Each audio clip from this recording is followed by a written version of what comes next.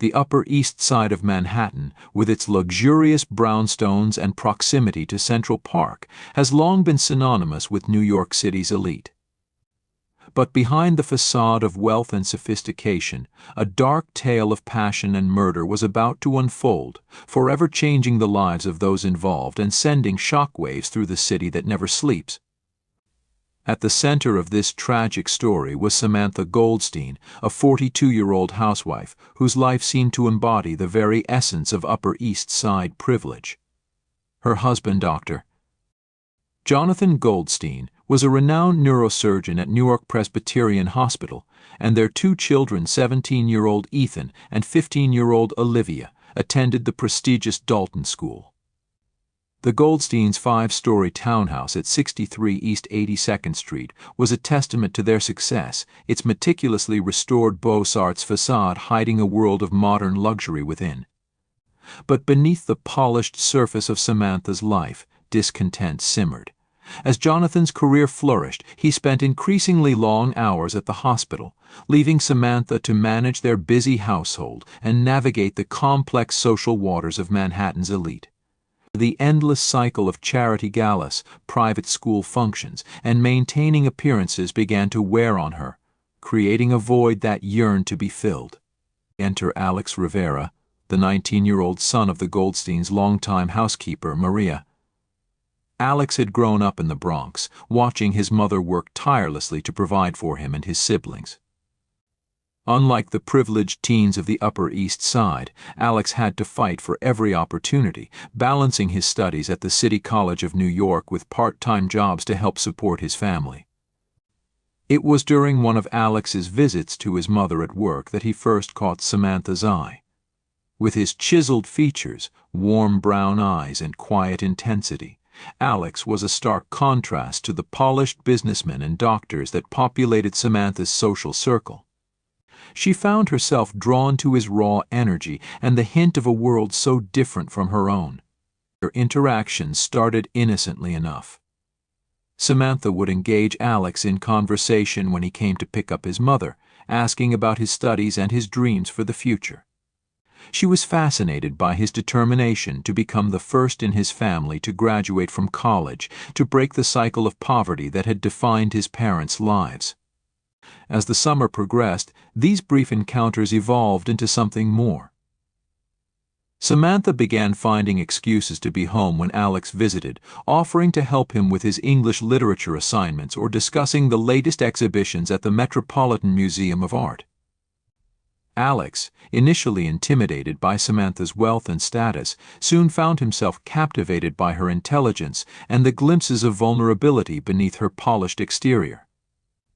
Their relationship took a fateful turn on a sweltering August afternoon.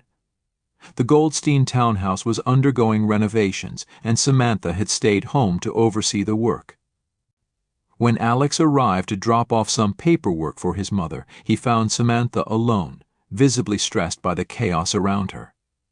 In a moment of shared laughter over the absurdity of her first-world problems, their eyes met, and the tension that had been building between them finally broke. What followed was a passionate, clandestine affair that consumed them both. For Samantha, Alex represented an escape from the gilded cage of her existence, a taste of the vitality and passion that had been missing from her life. For Alex, Samantha was a gateway to a world he had only observed from the outside, as well as a source of the affection and validation he craved. They went to extraordinary lengths to keep their relationship a secret, meeting in out-of-the-way hotels or during carefully orchestrated chance encounters in the vast expanse of Central Park. The risk of discovery only added to the intensity of their connection, each stolen moment feeling like it might be their last. But as summer turned to fall and Alex immersed himself in his sophomore year of college, the dynamics of their relationship began to shift. Samantha, intoxicated by the excitement of their affair, became increasingly reckless. She bombarded Alex with text messages, begged him to skip classes to meet her, and even showed up unannounced at his campus in Washington Heights. Alex, for his part, started to feel the weight of their secret. The thrill of the affair was giving way to anxiety and guilt, especially when he looked into the eyes of his hard-working mother, blissfully unaware of her son's betrayal of the family that employed her. Moreover, Alex's academic performance was suffering, putting his scholarships and his dreams of a better future at risk. As the pressure mounted, Alex made the difficult decision to end the affair. He asked Samantha to meet him at the Bethesda Fountain in Central Park, a place that held memories of happier times for them both. On a crisp October evening, as tourists and locals alike milled around the iconic fountain, Alex steeled himself for the conversation that would change everything. Samantha arrived at the fountain, filled with a mix of anticipation and dread. She had sensed Alex pulling away and was determined to reignite the passion that had brought them together. But as Alex gently explained his decision to end their relationship, Samantha's world began to crumble. "We can't go on like this," Samantha Alex said, his voice barely audible above the splash of the fountain. "It's not fair to anyone, not to your family, not to my mom, and not to us. We're living in a fantasy, and it's time to face reality." Samantha's pleas turned to anger as the finality of Alex's decision sank in. Their voices rose, drawing curious glances from passers-by. In a desperate attempt to keep Alex from walking away, Samantha grabbed his arm, her manicured nails digging into his skin. What happened next would be the subject of intense speculation and investigation for months to come. Witnesses would later report seeing the pair struggling near the edge of the fountain. There was a shout, a splash, and then Alex Rivera was floating face down in the iconic Bethesda fountain, as the angel above seemed to look down in silent judgment. By the time emergency services arrived, it was too late. Alex was pronounced dead at the scene, his promising young life cut tragically short. Samantha Goldstein, in a state of shock, was taken into custody, her designer clothes still dripping with the fountain's water. The death of Alex Rivera at one of New York City's most beloved landmarks sent shockwaves through the city. The contrast between the victim, a young man from the Bronx striving for a better life, and the setting of his demise, a symbol of Manhattan's grandeur, created a narrative that captivated both local and national media. Detective Zoe Chen of the NYPD's Homicide Division was assigned as the lead investigator on the case. A rising star in the department, Chen was known for her meticulous attention to detail and her ability to navigate the complex social dynamics of New York's diverse neighborhoods. As she began to unravel the events leading up to Alex's death, she quickly realized that this case would test both her investigative skills and her understanding of the human heart. Chen's first breakthrough came when she interviewed Alex's best friend and classmate, Miguel Sanchez. Reluctantly, Miguel revealed that Alex had been acting strangely for months, often disappearing for hours without explanation and seeming distracted during classes. "He kept saying he was in over his head," Miguel told Detective Chen, his voice laced with regret. "I thought maybe he'd gotten mixed up with the wrong crowd, you know. But now, I wonder if he meant something else entirely." Armed with this information, Chen began methodically piecing together Alex's movements in the weeks leading up to his death. She pored over surveillance footage from around the city, interviewed dozens of witnesses, and dug deep into both Alex's and Samantha's digital footprints. The investigation took an unexpected turn when Chen discovered a series of cash withdrawals from Samantha's personal account, all made at ATMs near budget hotels scattered across the city. This revelation led to the discovery of a burner phone hidden in Alex's dorm room, containing hundreds of messages that left no doubt about the true nature of his relationship with Samantha Goldstein. As the evidence mounted, Chen brought Samantha in for another round of questioning. Faced with the weight of evidence against her, Samantha's carefully constructed facade began to crumble. In a marathon 12-hour interrogation at the 19th Precinct Station House, the truth finally emerged. Samantha confessed to the affair but vehemently denied intentionally killing Alex. She admitted to meeting him at the fountain that night but claimed his death was a tragic accident resulting from their argument. According to Samantha, when Alex told her it was over, she had grabbed him in desperation, causing them both to lose balance and fall into the fountain. In the chaos that followed, she said, Alex had hit his head on the stone edge of the fountain. "I never meant to hurt him," Samantha sobbed during her confession. "I loved him. I just wanted him to stay with me." Detective Chen wasn't entirely convinced by Samantha's story. While it was plausible that Alex's death had been unintentional, there were still too many unanswered questions. The autopsy report showed signs of a struggle, and the head injury alone didn't fully explain the cause of death. As the investigation continued, Chen and her team focused on gathering physical evidence. They meticulously examined security camera footage from around Central Park, analyzed DNA samples found on both Alex and Samantha, and conducted extensive forensic examinations of the fountain and the surrounding area. A crucial piece of evidence came from an unexpected source. A tourist who had been taking a time-lapse video of the fountain that evening came forward with footage that captured the entire incident. While the video was somewhat grainy due to the low light, it clearly showed Samantha pushing Alex into the fountain and then holding him underwater for several seconds before panic seemed to set in. Confronted with this damning evidence, Samantha finally broke down and revealed the full, horrifying truth. She admitted that when Alex told her their relationship was over, she had flown into a rage. In a moment of blind fury, she had pushed him into the fountain. When he tried to get out, still arguing with her, she had held him under the water, not fully comprehending what she was doing until it was too late.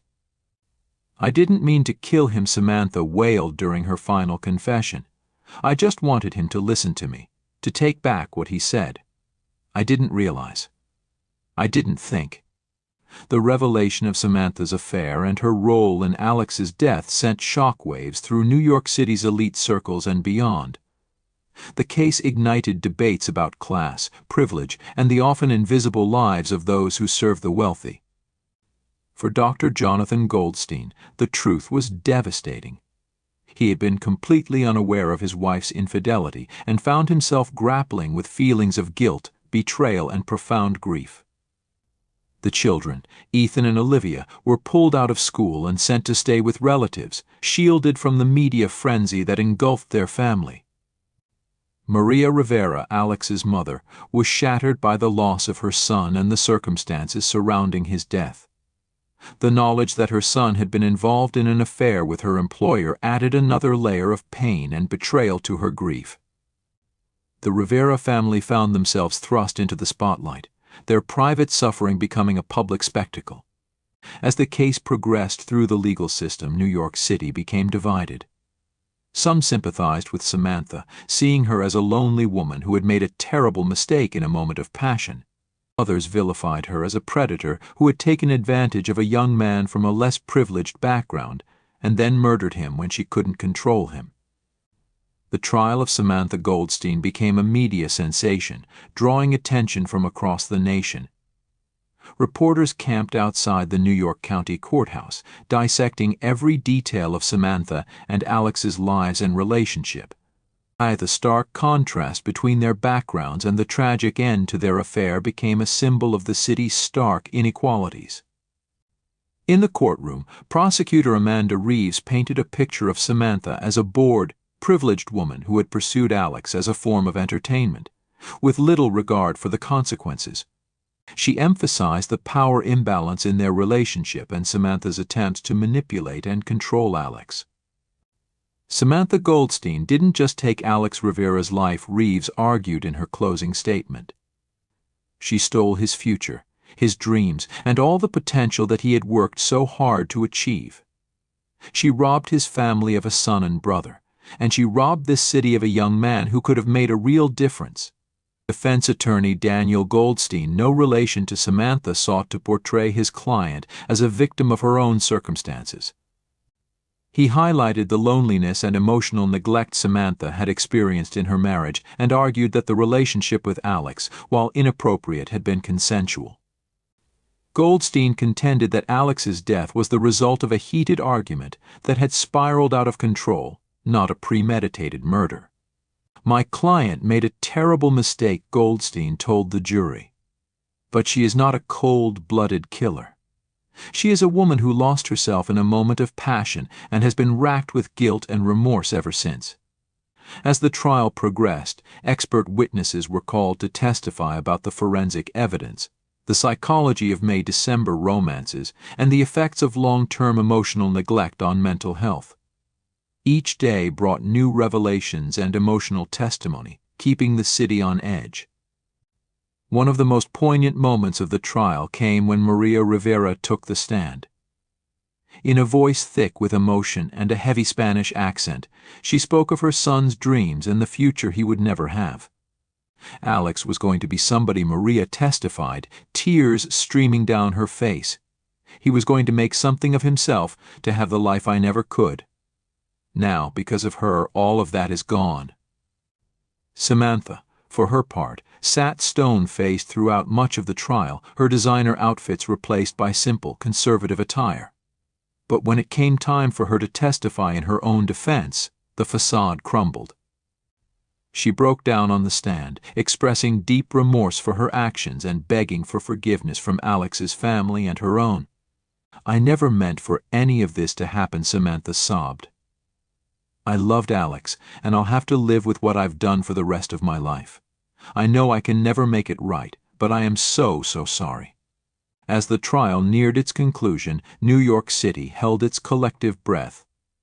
The case had laid bare the fault lines of class and privilege that run through the city, forcing people to confront uncomfortable truths about the often invisible lives of those who serve the wealthy. It raised difficult questions about power, consent, and the devastating consequences of unchecked emotions. After 4 weeks of testimony and 3 days of deliberation, the jury reached a verdict. In a packed courtroom with tension so thick it could be cut with a knife, the foreman stood to deliver their decision. In the case of the people of the state of New York vs. Samantha Goldstein, on the charge of second-degree murder, we find the defendant guilty. A collective gasp rippled through the courtroom. Samantha slumped in her chair, her face ashen. The Rivera family embraced each other, their relief tinged with the knowledge that no verdict could bring their son and brother back. Judge Elena Rodriguez, known for her no-nonsense approach and commitment to justice, prepared to deliver the sentence. She took a moment to address Samantha directly. "Mrs. Goldstein, your actions have caused immeasurable pain and suffering, not only to the Rivera family but to your own family and this entire city.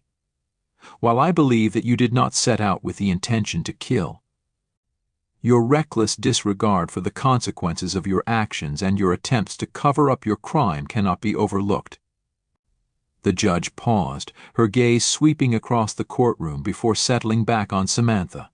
"Taking into account all the factors of this case, I hereby sentence you to 20 years in state prison, with the possibility of parole after 15 years.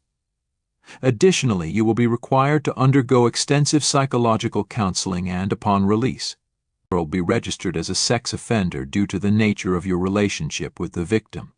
As Samantha was led away in handcuffs, the full weight of her actions seemed to finally hit her. She turned for one last look at her husband and children, her face a mask of anguish and regret. In the days and weeks that followed, New York City struggled to come to terms with the tragedy that had unfolded in its midst. The Goldstein townhouse stood empty, its windows dark, a silent reminder of the lives shattered by one woman's misguided choices. Dr. Goldstein, unable to bear the memories and the stares of neighbors, put the house up for sale and moved away with the children, hoping to give them a fresh start away from the shadow of their mother's crimes. And the Rivera family, while grateful for the justice served, found that closure remained elusive. The loss of Alex left a void that could never be filled. Maria, unable to continue working in the homes of the wealthy after her son's death, found support from an unexpected source. A group of Alex's classmates at City College started a crowdfunding campaign to help the Rivera family, raising awareness about the often invisible struggles of working-class students in the city. The case had far-reaching implications beyond the immediate families involved. It sparked a citywide conversation about the treatment of domestic workers and the children of immigrants. Several nonprofit organizations seized the moment to push for better protections and opportunities for undocumented workers and their families. The City College of New York established the Alex Rivera Memorial Scholarship, aimed at supporting promising students from disadvantaged backgrounds.